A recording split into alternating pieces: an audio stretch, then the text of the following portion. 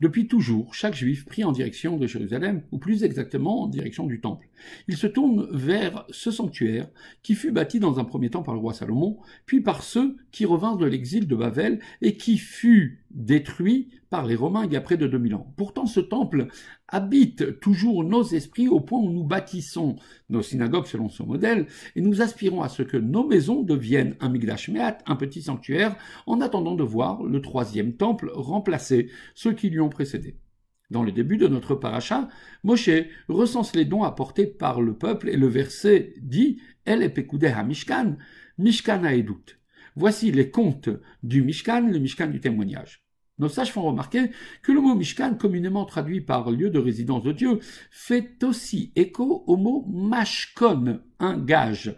Le fait que ce mot soit répété 2 fois dans le verset signifie que les 2 temples nous ont été pris en gage pendant l'exil. Lorsque le gage se trouve chez le créancier, il reste intègre et c'est ainsi qu'il sera restitué.